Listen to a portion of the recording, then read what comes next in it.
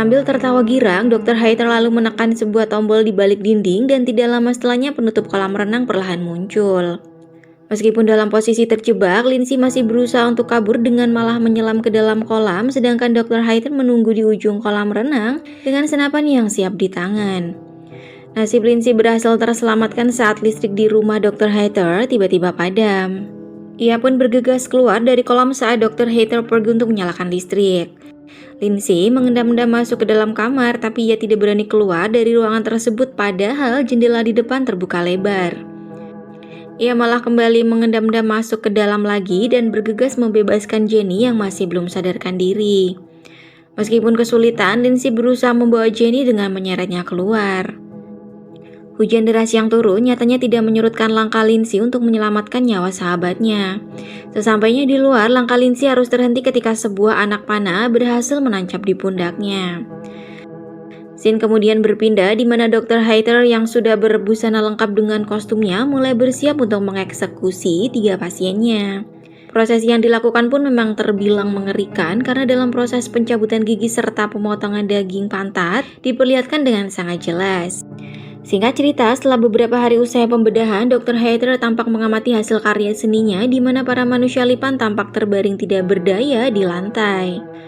Perlahan, Dr. Haiter mengecek luka bekas operasi di tubuh 3 pasiennya. Terlihat baik, ia lalu memaksa mereka untuk bangun secara bersamaan.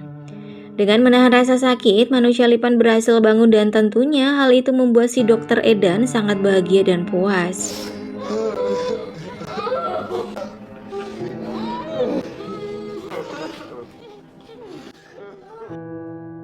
Malam harinya, manusia lipan dikurung di dalam sebuah kandang yang sudah didesain sedemikian rupa khusus untuk mereka. Dengan selang infus yang masih menempel di tangan, Lindsay CS berusaha menggebrak-gebrak teralis kandang dengan tujuan agar mereka dikeluarkan. Keesokan harinya, Dr. Haiter membawa manusia lipan ke halaman rumahnya.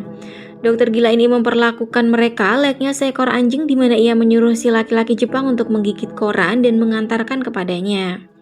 Scene kemudian kembali berganti malam. Dr. Haiter tampak memberikan makan pada Lindsay CS yang mana makanan tersebut ia letakkan di wadah makan anjing. Dengan lahap, laki-laki Jepang memakan makanannya, sedangkan Dr. Haiter sendiri juga ikut makan di samping mereka.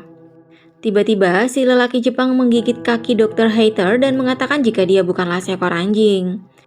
Melihat luka gigitan yang berdarah, Dr. Haiter lantas menendang wajah si laki-laki Jepang beberapa kali dengan sangat keras. Ia lalu mengancam laki-laki Jepang akan mencabut semua giginya jika melakukan hal itu lagi.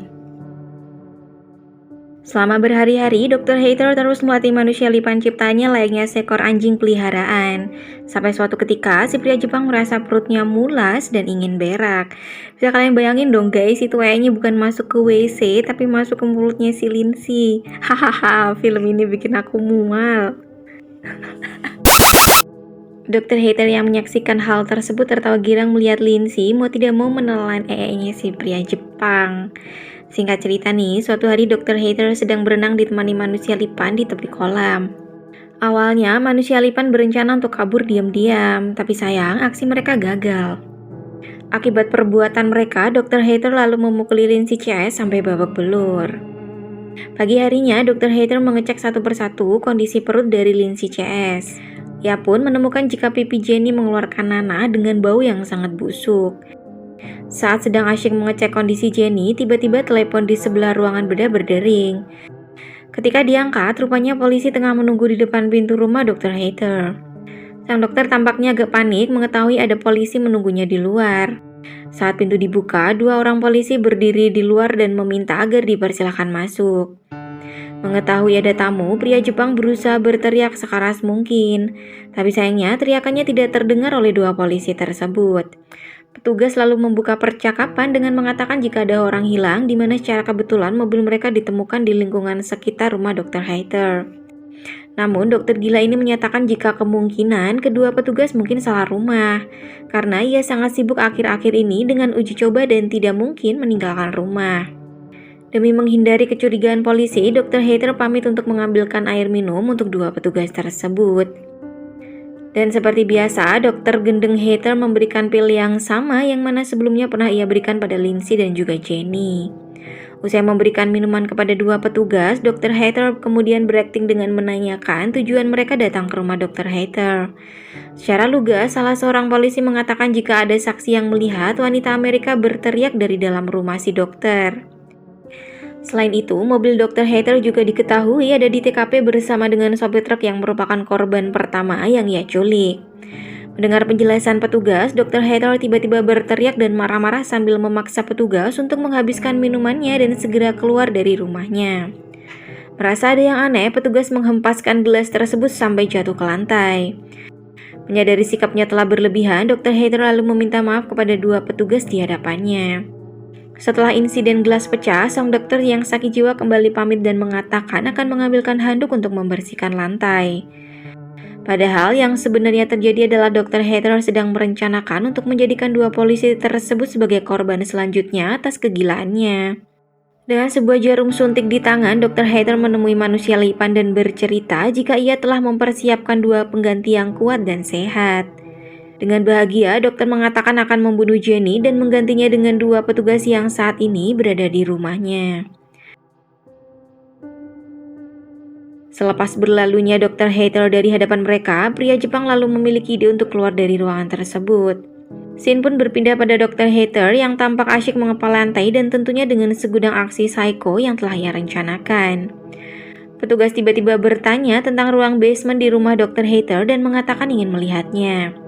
Sang dokter yang mendengar pertanyaan si petugas dengan tegas menolak keinginan petugas untuk melihat ruangan tersebut. Ia mengatakan jika ruangan tersebut tidak bisa dimasuki selain dirinya.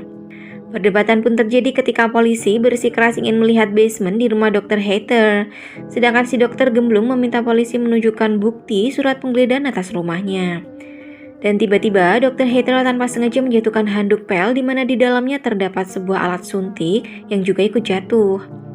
Saking liciknya, Dr. Hater mengatakan jika itu adalah insulin karena ia memiliki penyakit diabetes. Kedua polisi tersebut lalu mengatakan akan kembali dalam 20 menit sambil membawa surat penggeledahan karena merasa Dr. Hater memang sedang menyembunyikan sesuatu. Selepas dua polisi benar-benar sudah pergi, Dr. Hater bergegas menuju basement dan sesampainya di ruang prakteknya, manusia lipan sudah tidak ada di atas kasur. Tapi siapa sangka saat Dr. Hater mencari-cari keberadaan manusia lipan, sebuah pisau bedah berhasil melukai kaki serta lutut sang dokter sampai ia tersungkur ke lantai.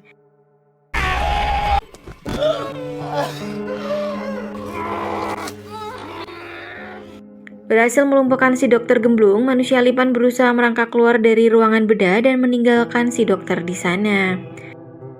Rintangan yang dihadapi manusia lipan untuk bisa keluar dari tempat tersebut ternyata tidaklah mudah.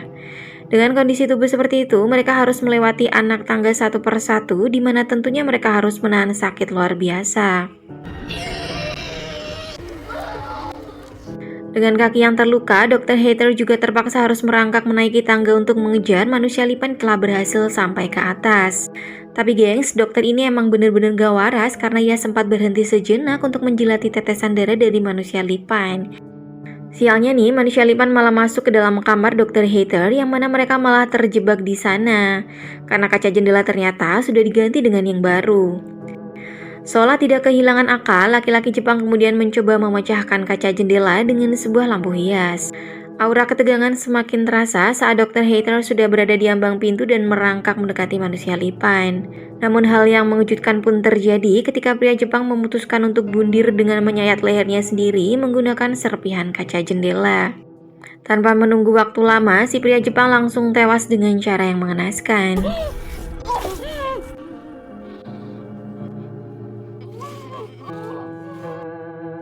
Tiba-tiba telepon rumah kembali berdering. Rupanya dua petugas polisi kembali mendatangi rumah Dr. Hater. Tidak mungkin menemui dua petugas dalam keadaan terluka, sang dokter yang sakit jiwa memutuskan untuk bersembunyi di pinggir kolam renang.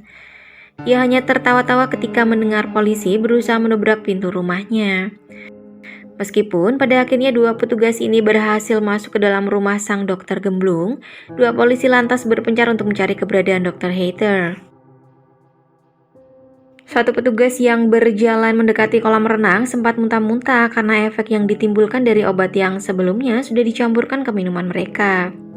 Petugas yang mulai oleng itu lalu menyisir masuk ke dalam ruang kolam renang yang mana Dr. Hater bersembunyi di dalamnya. Sedangkan satu petugas lagi masuk ke dalam basement di mana ruang operasi berada. Di sana, ia tanpa sengaja menginjak ceceran darah yang tidak lain adalah milik Dr. Hater. Tiba-tiba, si petugas dikejutkan oleh suara tembakan dari lantai atas. Mencari asal-muasal suara tembakan, petugas malah mendapati manusia lipan dengan ceceran penuh darah di lantai. Bukannya menolong manusia lipan, petugas kepolisian ini memilih pergi meninggalkan Lindsay CS dan kembali mencari rekannya. Singkat cerita, petugas berhasil menemukan rekannya sudah mengapung di kolam renang dengan bersimbah darah. Malangnya, polisi tersebut tidak menyadari jika Dr. Hater ada di hadapannya. Dan akhirnya, nasib serupa dialami oleh polisi tersebut. Luka di perut akibat beberapa kali tembakan dari Dr. Hater nyatanya tidak membuat polisi langsung tumbang. Ia berhasil menewaskan Dr. Hater dengan melepaskan sebuah tembakan tepat mengenai keningnya. Sesaat setelah kejadian, si polisi akhirnya tumbang dan terjatuh ke dalam kolam. Ia pun tewas bersama rekannya di kolam tersebut. Entah apa yang harus Lindsay lakukan karena tidak berselang lama Jenny juga tewas setelah sebelumnya ia sempat dinyatakan oleh Dr. Hater jika kondisi kesehatannya memburuk. Kisah lalu ditutup dengan tewasnya seluruh pemain dan menyisakan Lindsay yang terjebak di antara keduanya.